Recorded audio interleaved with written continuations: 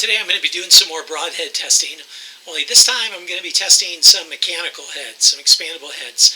I prefer, to be honest, for most of my hunting applications, I prefer fixed blade heads because my bow is really well tuned and flies great. I pop balloons with them out to 100 yards, so I'm good for accuracy and everything. However, sometimes for smaller animals like smaller pigs, turkeys, smaller deer, a mechanical can really be nice. It can come in handy because they can make quite a hole. And so I've got these three that are three of my very favorites. I've got the Killzone, NAP Killzone right here. I've got the Rage Hypodermic in the middle.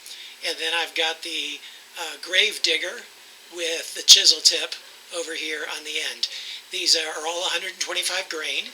And the arrows combined are about just over 500 grains, about 515 grains. So we're going to shoot them through a few different mediums and see how the blades hold up, how the ferrules hold up, and just see what happens. Okay, first we're going to go with the Killzone. This is at a 1/4 inch plywood. Now I'm going to shoot the Hypodermic, the Rage Hypodermic. And finally, I'm going to shoot the Grave Digger. Let's go see what happens.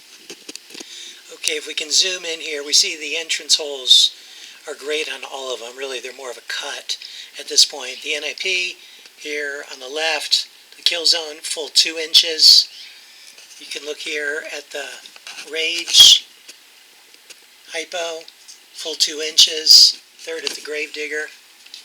And you can see, of course, it has a fixed blade. It was already, opened, if you will.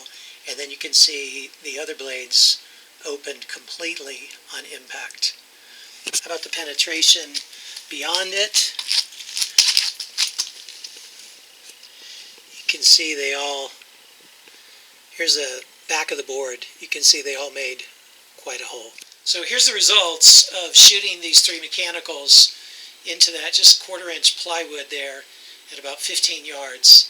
The NAP Killzone, obviously all of them opened very well. It did extremely well, still is in great condition.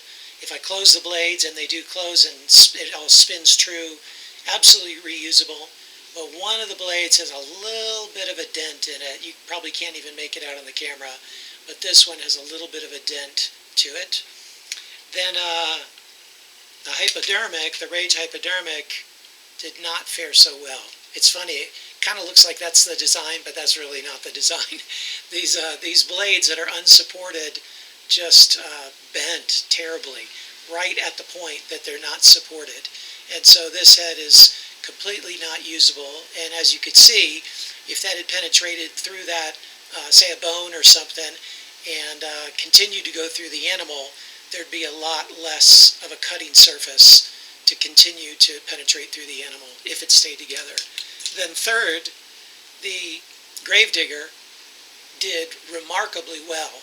Now it has a different construction. The cutting, the cutting diameter of the mechanical opening part is a little bit smaller than the others. Obviously it's shaped differently, but those blades are in perfect condition and they actually opened completely upon impact.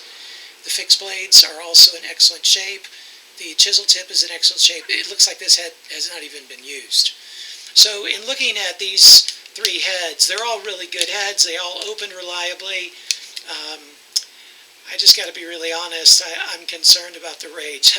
That may make it into my turkey box, but that's about pushing it as far as I'm going to go.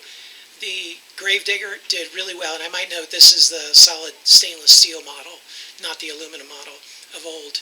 And then, of course, the NAP Killzone, it didn't penetrate quite as well, and that's one of the downsides because it has these little nubs there that hinder penetration a little bit, but very reliable, and the blades held up extremely well.